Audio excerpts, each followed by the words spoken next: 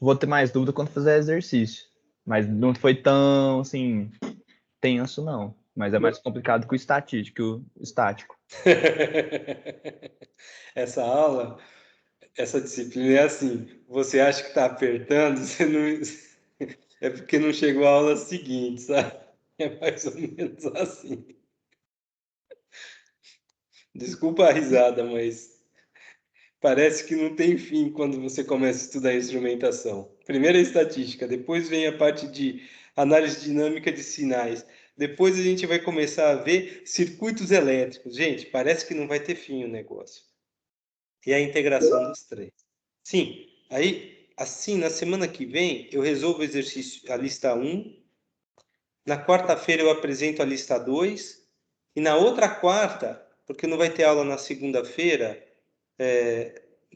daqui a 2 semanas, não está previsto, a gente resolve a lista 2 e vocês vão ver os exercícios pertinentes à análise dinâmica de instrumentos. Para daí entrar os circuitos elétricos e ter a lista 3 dos circuitos elétricos. Tá? Tudo isso integrado. Bem, mais dúvidas, gente? A aula é para tirar dúvida. A aula é para falar, olha, não entendi isso, eu queria que o senhor explicasse melhor tal ponto. A aula é para vocês falarem, ó, não está claro tal assunto. Todo mundo entendeu por que se replica as frequências na frequência de amostragem dividido por 2? Isso está escrito aí na apresentação. Eu vi que somava a frequência máxima, aí ela espelhava. Isso. Eu tive mais dificuldade mesmo nas partes de erro, de calcular o erro lá no final dos slides. Mas é igual eu te falei, eu vou ter mais dúvida mesmo quando eu começar a fazer exercício. Eu falo para vocês que vai ficar mais claro quando a gente fizer o exercício prático de filtros. Porque a gente vai ver na prática esse espelhamento, a gente vai ver na prática o filtro atenuando, e vai dar para ver claramente que o que dá para perceber é só até a frequência, a frequência de amostragem dividido por 2. Vai ficar muito claro isso. A gente vai colher a 10 kHz, uma frequência de 2 kHz e outra frequência de 8 kHz, e o resultado vai ser o mesmo. Só que quando a gente aplica o filtro, o resultado de 8 reduz e o de 2 se mantém. E aí vai ficar claro para vocês o que é essa questão do erro de aliasing. O erro de vazamento também fica muito claro quando a gente tem um DF diferente da frequência, não múltipla da frequência não múltipla do DF, na verdade. Aí vai aparecer uma característica mais clara de vazamento no resultado da transformada de Fourier. Mas é a prática que mostra isso com mais clareza.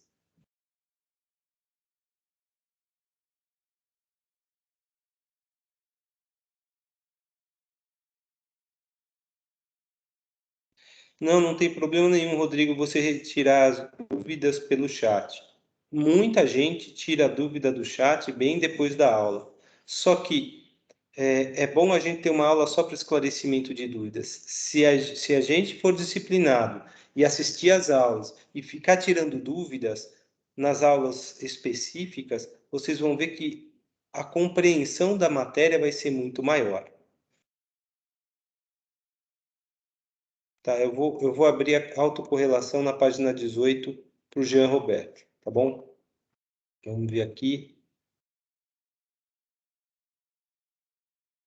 Jean Robert, não é Jean Roberto, não. É igual Jean Paulo, é Jean Paul, não é Jean Paulo, meu nome. Slide 18. Tá todo mundo vendo aqui, pessoal? Sim ou não? Sim. Bem, quando a gente usa uma autocorrelação, e que é essa função aqui, ela vai avaliar se tem padrões de repetição no sistema. Notem que a média é dada por μ de x ou e de x, que é a função esperança. É o nome que deram para a média. A integral de menos infinito a mais infinito de x P de x dx. É o valor médio da variável aleatória, tá? Quando a gente faz um E de x de t vezes x de t mais tal, significa o seguinte, que eu vou ver se a informação que vem a seguir interfere na informação anterior, tá vendo? Então, essa é a informação atual, essa é a informação anterior. Eu podia colocar E de x de t menos tal, vezes E de x de t menos tal, vezes x de t, sabe? Eu quero saber se o meu passado interfere na informação atual. Quando a gente pega um sinal como esse, que está colocado aqui em cima, não dá para ver nenhum padrão de repetição.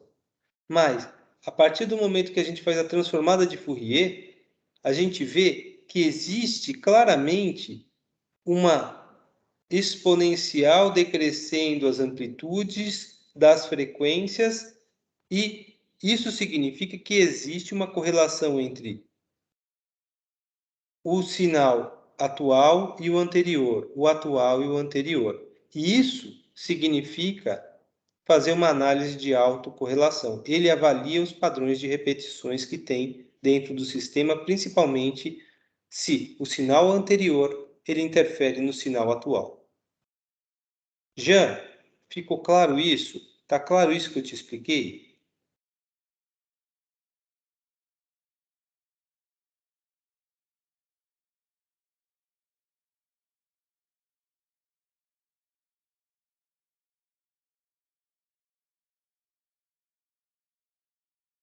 Não, a autocorrelação não tem um valor a ser comparado. Ela dá isso aqui como resultado, tá vendo? A autocorrelação, ela checa se existe relação entre um sinal atual e o anterior e mostra para a gente, através do resultado da sua transformada de Fourier, se tem algum padrão de repetição.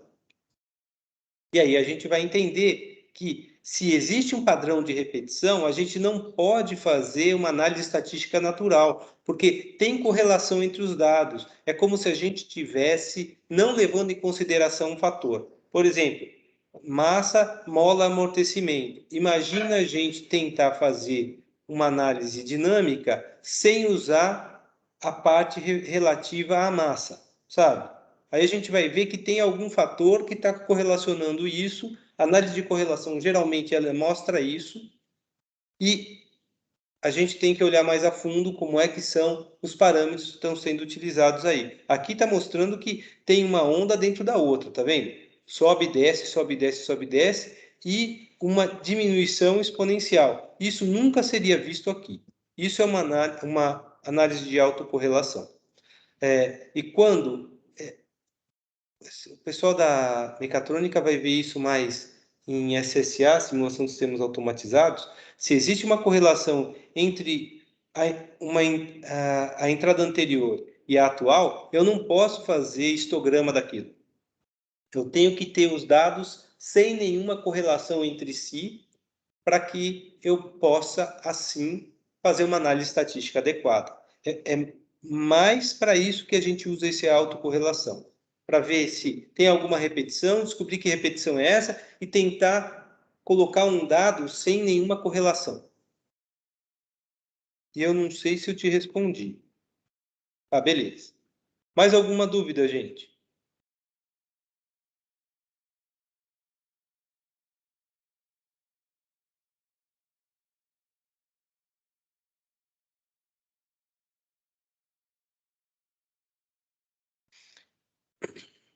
Olha, essa repetição não é só visualmente percebida. Às vezes, a gente faz uma... Bem, aqui não dá para ser visualmente percebido, tá? Se eu pego o sinal puro e simples, eu não consigo perceber. E se eu não faço uma análise de autocorrelação, eu não vou ver esses padrões de repetição aqui.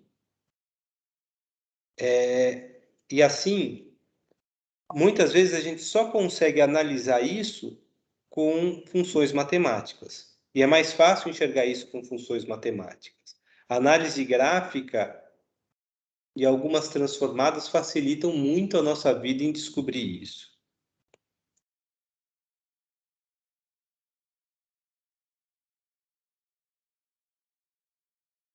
Responde sua dúvida, Rodrigo?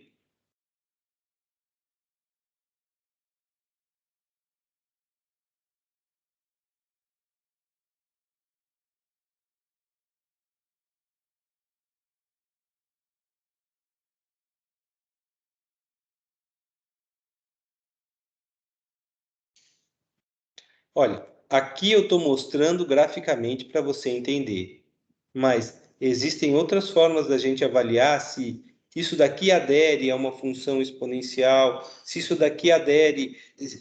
Eu poderia tentar encontrar desses pontos aí uma função senoidal que respondesse a ela, sabe?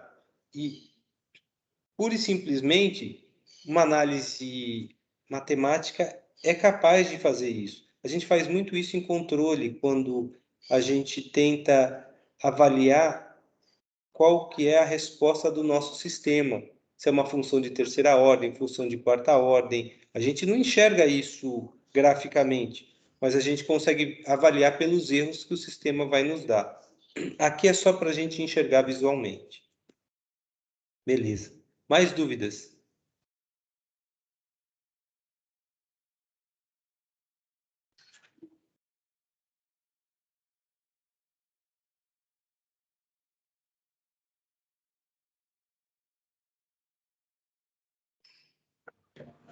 Eu iria perguntar se acontece o caminho reverso, por exemplo, se a gente já julga visualmente que tem um padrão de repetição, mas aí no caso vai caber do engenheiro sempre estar aplicando esses testes, né, para ter certeza daquilo que a gente está inferindo, que está seguindo um padrão, né?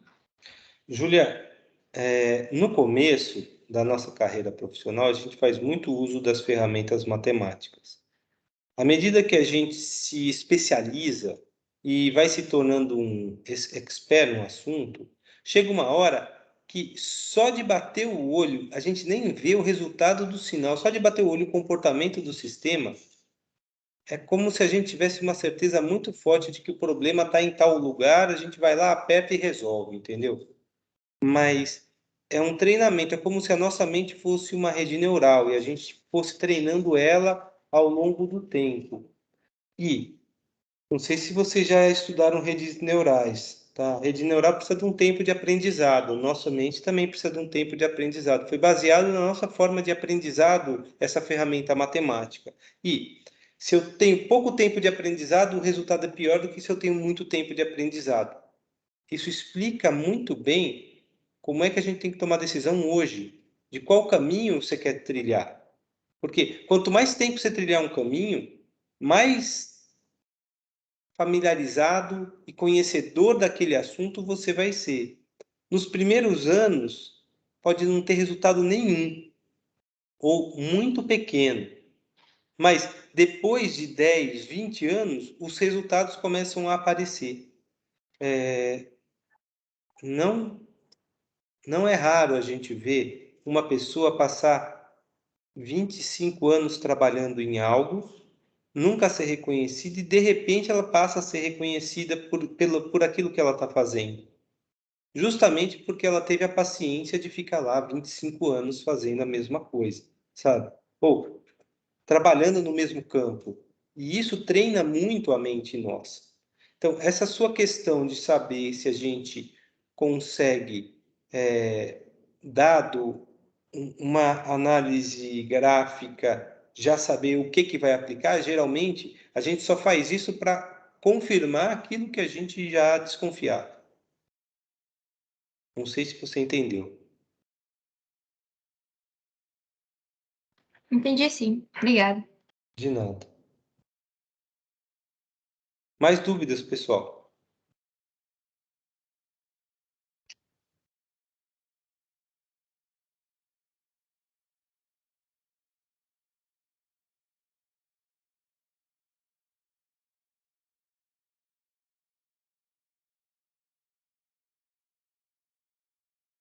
Bem, segunda-feira eu vou resolver a lista de exercícios. E já vou apresentar na quarta que vem a lista de exercícios 2. Tá?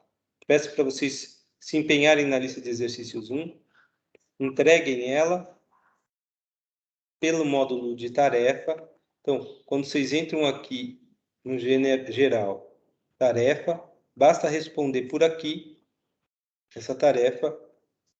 Mesmo, ó, 2 já entregaram, tá vendo? O Bruno de Oliveira já entregou.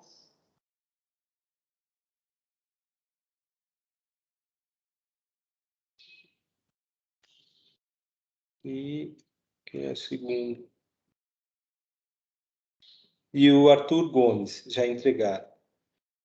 Basta vocês entregarem, a gente resolve isso na segunda-feira, e na quarta-feira eu já apresento uma outra tarefa, que é a segunda lista de exercícios, vencendo uma semana seguinte. E aí vai versar sobre essa parte de análise dinâmica de instrumentos.